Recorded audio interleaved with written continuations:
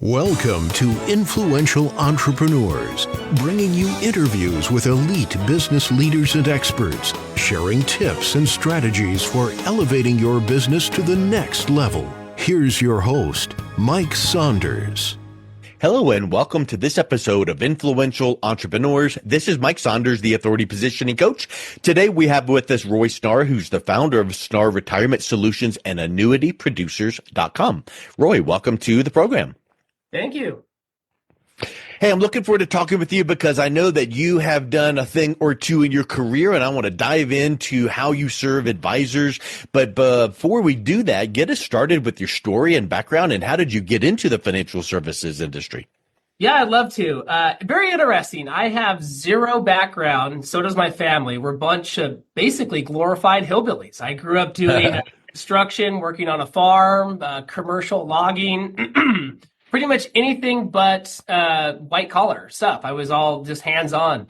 And as I was going through college, I realized quickly that I didn't want to do the same type of physically demanding labor. And when I was about 14, what initiated my original interest in the financial services space was that my mother became disabled. And we lost virtually everything. And this happened during the dot-com bubble too.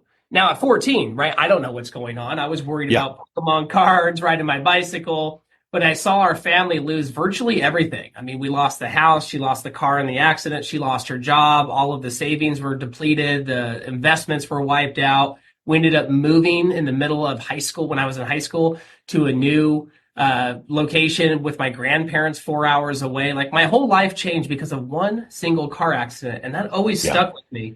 So when I was in college, I just started asking around, hey, what do your parents do? I wasn't going to ask my friends for advice. We're trying to bum beer off of each other. I'm not going to get advice from them, but their parents were paying for their school. And I was like, well, what do your parents do for work? And long story short, I bumped into someone who had a friend that was in the financial and insurance industry. And I said, okay, let me go take a look. And I started working in insurance, selling life insurance and final expense and mortgage protection. And that was my foot in the door. And I was 22 when that happened. And today I'm 37. Yeah. So many times I hear those origin stories, founder stories, and it's like, hey, when I was little, I broke my arm, and this chiropractor, fixed me when no one else could. And that started me down that path. And you had the same path, but the financial services world. And I know that the approach in the industry has evolved and changed over the years. What have you seen in the safe money, retirement, asset protection world in all of these changes? Because I know that people turn on the news or look online and they see headlines coming at them 10 different ways. What are some of those changes you've seen over the years? Yeah, lots of changes. I mean, I remember when I first started, I didn't even have a digital calendar. It was just like a paper notebook. Wow, yeah. I had to call carriers and get rates. And it was a lot different world for sure. But to answer your question more directly, right now, we're seeing some of the highest interest rates in nearly 20 years, right? And a lot of the safe money strategies, they're based on the current bond yields. And so right now, we're seeing some awesome income payout factor numbers for income annuities. We're seeing some great growth potential. And this is all regarding the safe buckets of like fixed index annuities. So we're seeing all these great rates, and we're also seeing a lot of market volatility. So it's literally a perfect storm for agents to help educate consumers on taking some of that risk, not all of it, but some of that risk off the table to reposition into an asset class that can still yield them 2 to 3 times what the historical inflation rate is, while preserving their assets and mitigating market volatility, and also eliminating the majority, if not all, of the fees on the money in itself. The other headwind that we have is the age group, right? The demographic shift of these boomers and more people turning 65 and really needing these services.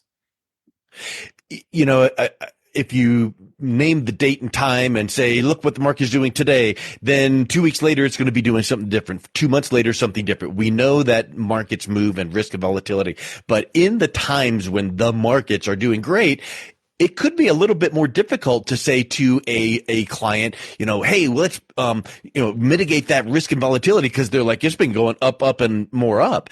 Yes. When it's choppy, that becomes so much easier, because here comes now the headline to their portfolio statement, the call from the advisor going, hey, your portfolio took a big hit. Well, now when you start talking about some of these guaranteed or safe money buckets, that conversation becomes so much easier, right? Oh, it does for sure. I mean, even during the high times, I mean, people have a short attention span and a very short memory span because if you recall 2001 and 2008, that wasn't too long ago. And Yep. when I bring that back up, I said history may indeed repeat itself. Obviously, there's no crystal ball, but statistics and math and history shows that it will. And even when markets are really high, one of the quick analogies I use with folks, I go, look, my accounts are up high too. And they'll say, yeah, my advisor or my person or institution's doing great. I go, everyone's doing great. My Yep. daughter, 7, can invest and do just as well. I mean, Yep. everyone's doing it when all tides are rising, right? But one of the analogies I use to help share that is like, imagine if you're at Vegas and you're at the casino table and you're just knocking out of the park. You're playing blackjack, you're up on your chips, you're just doubling your money. Things are great. Do you ever think it's a good idea to take at least some of those chips off the table just to preserve because you don't know what the next hand is going to be? And they go, Yeah. yeah, that makes sense. I go, well, that's another way to look at this. Let's take some of the appreciation that you are receiving right now and have received and just take a small portion of it and just reposition it. And that's how we phrase things because I think a lot of agents, they get too aggressive and they want to try to move too much money of the client's portfolio. I go very small. I go, hey, look, let's just take a small portion, maybe 10 or 20%, and just park it to something safe while it's still yielding these types of returns. Would that make sense to you? And then oftentimes they say, yeah, that makes total sense. And then I start low, and then they usually end up putting more in than I even initially spoke about. I like that approach better than, hey, you have $1 million, let's put 900 of it in here, which you shouldn't do Yeah. anyway. But that's what a lot of agents do. And then if people are like, no, I don't want anything to part of it. I just take a very small, slow step approach, and it's worked very well for us. And when you realize that so many other people are going for, the grand slam, let's take it all and put it right here. All of a sudden, when you are taking that approach you just mentioned, like, well, would it make sense and feel pretty safe to take just this little piece of it? It engenders trust. And I feel like that approach right there is just a tip of the iceberg of how you are advising your team, your advisors to work with your clients, being that trusted advisor, teaching, educating them, because all of a sudden now the next piece of advice you bring up is going to be more well received. Is that what you found too in kind of that human psychology? I have, and I like the approach because a lot of us in this space, we don't want to be seen as the salesperson, the used car salesman, and unfortunately, it is a sales practice, right? But we take it from an educational perspective, and we just show folks, hey, look, this is what you could do. Here's some options, and you don't have to do everything. Maybe just a small portion of it, unless you really want to put 100% at risk. If you're going to go all in on your poker hand, go for it. It's your money. It's your life. You can do what you like, but perhaps you safe hold just a little small portion of it and park it over here. And that type of conversation makes it very easy for them because I even tell people, I was like, now look, this may be a much different conversation than what you're having with other advisors. Because guess what? Everyone wants your money. The banks want it. The brokerage houses want it. The advisors want it. The agents want it. Everyone wants it. Let's be real. They go, yeah, that's true. My position here, I just want to help you with a small portion that I think there's a level of need for. Let me educate you on what it can do. And if it makes sense for you, great. I just want to help you with that small portion. I'm not here to try to take over everything. And they really appreciate that. And by taking that approach, it's almost like the takeaway, like they want more of what I have to offer and want to work with me even more because I didn't come at them at the approach of, let me take everything, give me your tax returns and, your mother's maiden name and passwords. Yep. I do a very slow approach and it takes longer. And could we close bigger deals and more deals by being aggressive? We could, but it's just not our style. And it makes life a lot easier too.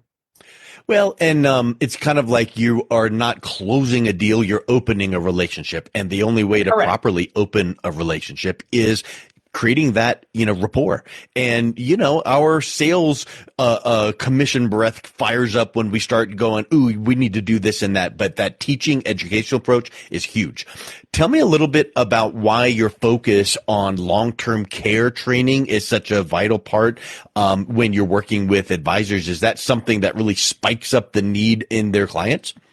Oh, 100%. So I actually have a seminar training program. And we do it on Social Security, okay?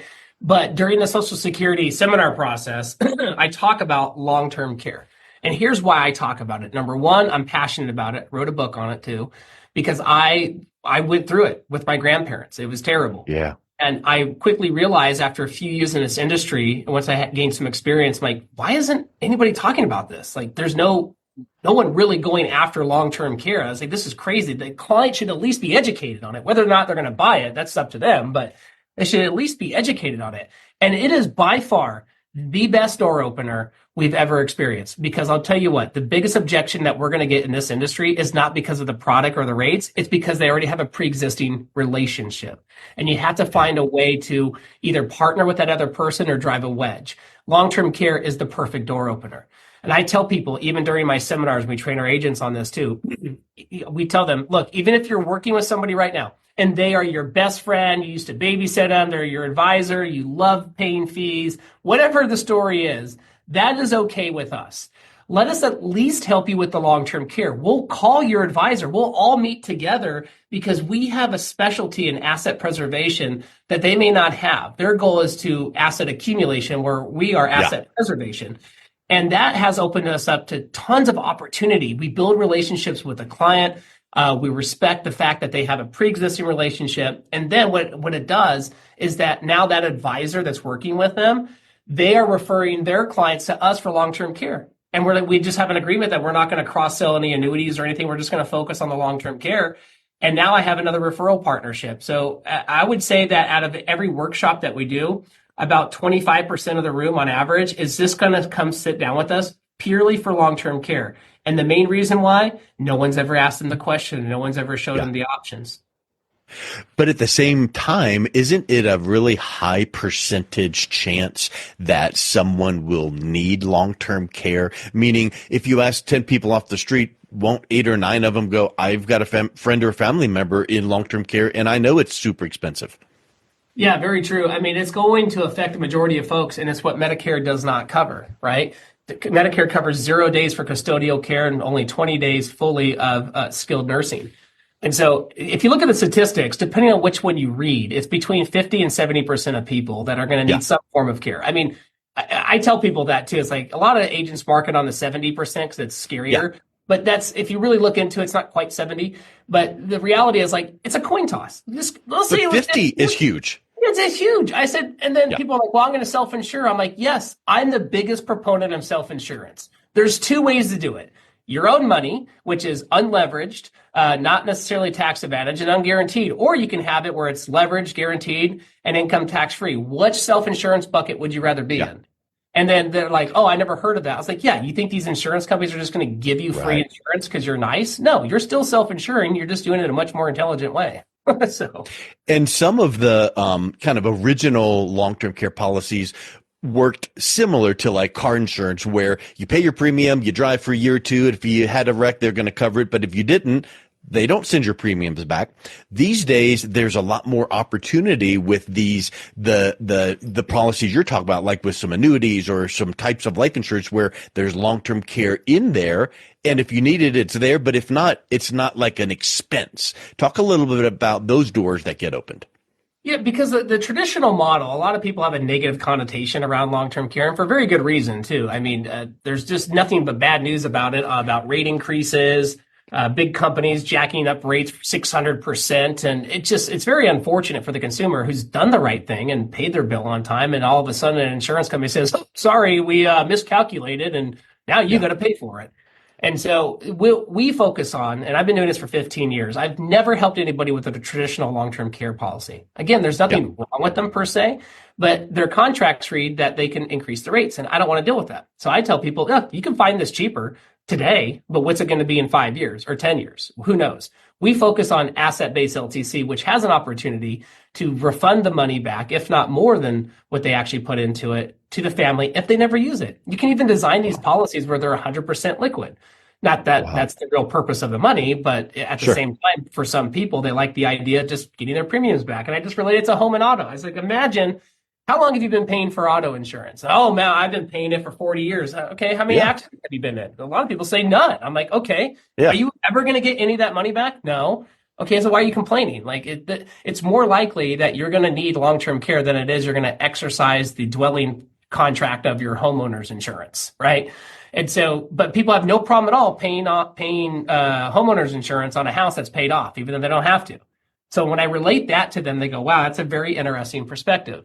So the whole point to what you said earlier, it's all about relationship building, sharing stories, having them talk about their experiences, and just being real with folks. Like, this is just reality. You don't have to get it, but do you think it's more likely that you're going to utilize your homeowner's insurance policy or you're going to get older and need assistance? I mean, I'm not encouraging you to cancel homeowners. I'm just saying, like, there's a different perspective here. I want you to see that. And when people see that, then they generally move forward on the LTC.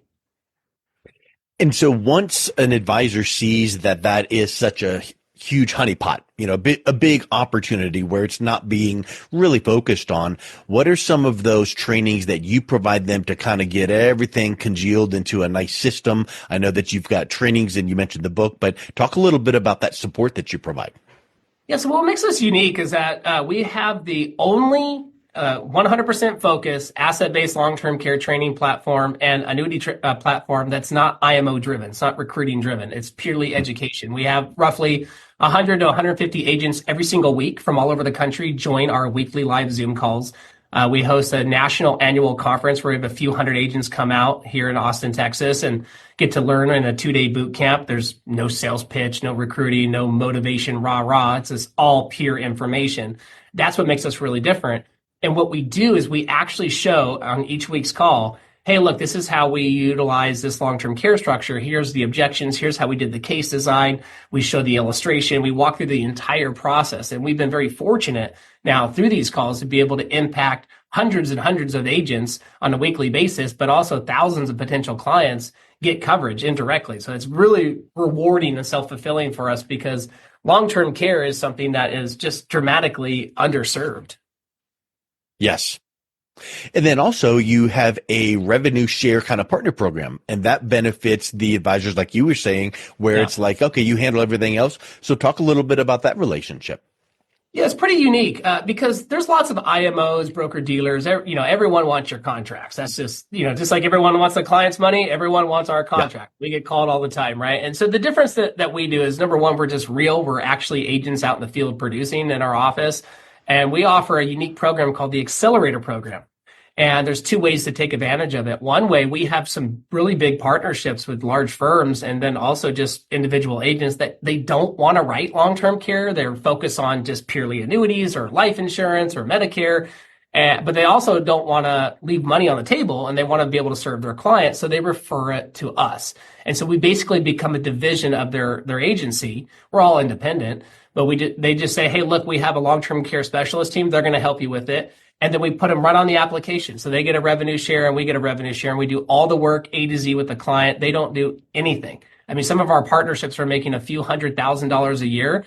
They don't even know what's going on. They just get direct deposit commissions from the insurance carriers and they book people on our calendar. So it works really well that way. And then for the agents that want to sell long-term care, they really want to learn, they hop on the Zoom calls or the in-person meetings with the client and I or our team, and they see how the process is done. They do that for 5 or 10 times, and then they can go off on their own and get 100% of the commission and not share with us since we're doing the work. And so we have agents that want to learn, they do that, or we have agents that we're not even want to mess with it. We're just going to refer it all to you. You guys take care of it. And so it works out well for everyone. Yeah. That's awesome. So let's wrap up with this thought. I know you have paid your dues, put in the hard work over the years to build your personal and business brand. What advice would you give advisors looking to really dig their own, spot in this world to get some of that national recognition you've earned and then turn that into production? Yeah, I think one of the best ways, you got to get education. Okay, this is what I tell people. It's like you can read 100 books and watch YouTube videos on how to ride a bicycle. But until you get on, you're not going to learn how to do it. Okay. So you have to just jump in and actually do it. And so what we always offer, it's a free training call once a week. They could just hop on, learn. There's no contract commitment or anything. It's just, like I said, we have hundreds of agents every week that hop on. And so that's one way. You got to get some education from somebody who is not a wholesaler. These wholesalers at IMOs, they've never sold anything because if they were selling insurance, they wouldn't work in an IMO, right?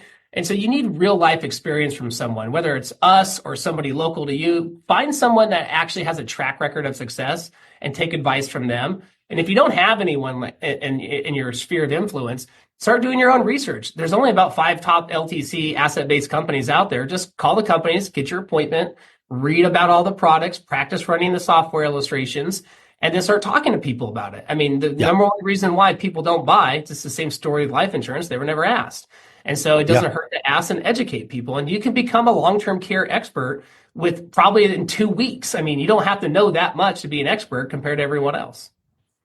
And I would suspect that you're finding that there's false, I don't know, what do you think of it as, unrealistic misconceptions. People hear long-term care and they go, oh, well, I've heard this or I assume that.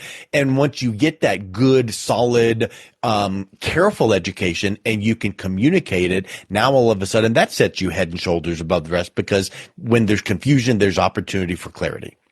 That's correct. Exactly. Because there's a lot of negative connotation out there, but it's rooted in misinformation. If they actually just take the time to research what happened with long-term care, why is it having issues? What are the rate increases? I mean, literally within a few hours of Googling, you could find out all this information, but agents and advisors are naturally lazy, right? And so they have to take the time to actually dedicate, like even ourselves. I mean, we're top producers. We're number one with most carriers in the nation, but we still spend a few hours every week reading about plans, reading news articles, just to stay relevant and current. And that's what it takes to become an expert and to be successful. I mean, if you just want to piddle your way through and just buy online leads or do some mailers every now and then, you can still make it. But if you really want to excel in this industry, you've got to become an absolute expert and be able to answer questions. And you got to be able to hop on the phone with a top-end advisor. Like I had a call with an advisor that manages $1 billion, and now they're referring long-term care to us. And I never thought